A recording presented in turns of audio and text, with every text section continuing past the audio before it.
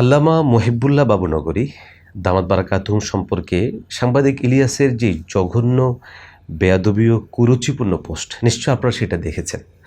আজকে এই বিষয়টা নিয়েই কথা বলবো। সাংবাদিক ইলিয়াস স্পষ্ট করেই মোহতারামকে দাজ্জাল আখ্যা দিয়েছেন এবং বাবুনগরী হাফিজাহুল্লাহের চেহারাকে বিকৃত করে ঠিক দাজ্জালের মতো করে চেহারা সাজিয়েছেন। আচ্ছা, কেন? বাবুনগরী সাহেবের অপরাধটা কি? তিনি কি করেছেন? কি এমন অপরাধ এই মুহূর্তে ঘটিয়েছেন তিনি, যার জন্য সাংবাদিক ইলিয়াস এতটা ক্ষিপ্ত হলো যে ওনাকে দাজ্জাল বলা, এমনকি দাজ্জালের মতো ছবি সাজিয়ে সেটাকে ফেসবুকে আপলোড করতে হলো? সম্প্রতি আমরা দেখেছি যে কওমি ঘরানা কেন্দ্রিক যে দলগুলো আছে, এই দলগুলো কাছাকাছি আসার জন্য আল্লামা মহিবুল্লাহ বাবুনগরী সেখানে তিনি তৎপর হয়েছেন, ভূমিকা পালন করছেন। এটাই কি ওনার অপরাধ? যদি এটাই অপরাধ হয়, তাহলে সাংবাদিক ইলিয়াসের এখানে সমস্যা কি? সাংবাদিক ইলিয়াস এই বিষয়টাকে কেন এই চোখে দেখছে? তার মানে সাংবাদিক ইলিয়াস আসলে কাদের এজেন্ডা বাস্তবায়ন করছে? সাংবাদিক ইলিয়াস কাদের চোখে দেখে? সাংবাদিক ইলিয়াস কাদের জন্য হয়ে কাজ করছে? সে কাদের এজেন্ট?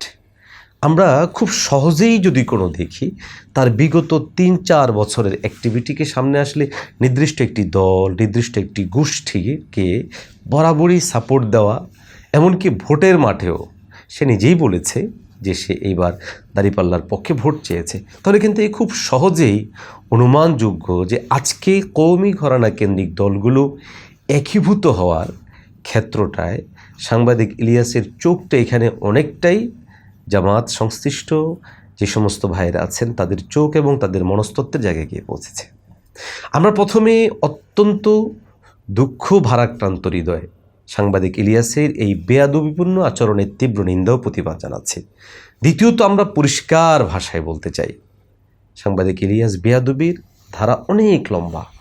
শেখুল ইসলাম আল্লামা শাহ আহমদ শফি রহমতুল্লাহ আলাই থেকে শুরু করে অদ্যাবধি আসলে সাংবাদিক ইলিয়াসদের একটাই টার্গেট, সেটা হচ্ছে তারা আমাদেরকে ব্যবহার করবে। বিভিন্ন ইস্যুকে সামনে এনে পুঁজি বানিয়ে আমাদেরকে অত্যন্ত কৌশলে তারা কাজে লাগাবে। ততক্ষণ পর্যন্ত তারা আমাদের পক্ষে থাকবে যতক্ষণ পর্যন্ত তাদের স্বার্থ হাসিল হবে। সেই শাপলা চত্বর থেকে শুরু করে আজকের দিনের এই প্রেক্ষাপট পর্যন্ত এদের ভূমিকাটা এটাই ছিল। এই জন্য আমরা আমাদের তরুণ প্রজন্মের যে সমস্ত ভাইরা আছেন তাদের প্রতি উদ্বাত্ত আহ্বান জানাবো। আমাদের কওমি ঘরানার দলগুলো, অবাক হচ্ছি, এখনও তো এক হয়নি, একটা প্ল্যাটফর্মে আসেনি, যার শুধু একটা প্রক্রিয়া শুরু হয়েছে। এতে করে আল্লামা মহিবুল্লাহ বাবুনগরী দাজ্জাল হয়ে গেলেন। এতে করে যেই ব্যঙ্গ, বিদ্রোহ, তুচ্ছ তাচ্ছিল্য শুরু হয়েছে, আমার ইনবক্স, আমার হোয়াটসঅ্যাপের মেসেজ দেখলে তো আপনি অবাক হয়ে যাবেন, পেরেশান হয়ে যেতে হবে যে কিন্তু মানুষ এই ধরনের ব্যবহার করতে পারে। আচ্ছা, যারা এই ভাষায় ব্যবহার করে, যারা এইভাবে মানুষকে আক্রমণ করে, তাদের মাঝে আর সেকুলারদের মাঝে ব্যাসকমটা কোথায় আমাকে বলেন? বরং সেকুলাররাও তো এই ভাষায় আমাদেরকে আঘাত আক্রমণ করে না। মহিবুল্লাহ বাবুনগরীকে আজ পর্যন্ত বিএনপির কোনো লোক বলেছে তিনি দাজ্জাল? আওয়ামী লীগের কোনো লোক বলেছে তিনি দাজ্জাল? অন্য কোনো দলের কোনো লোক বলেছে তিনি দাজ্জাল? বলেনি। সাংবাদিক ইলিয়াস সেটা বলেছে। সবচেয়ে আফসোসের বিষয় হচ্ছে, এমন জঘন্য, মিথ্যাচার, কুরুচিপূর্ণ পোস্টেও শত শত লাভ রিয়েক্ট, লাইক রিয়েক্ট এবং সহমতের বন্যা। কারা? আমরা তাদের প্রোফাইলে গিয়েছি, দেখেছি তারা সুনির্দিষ্ট একটি দলের সমর্থক।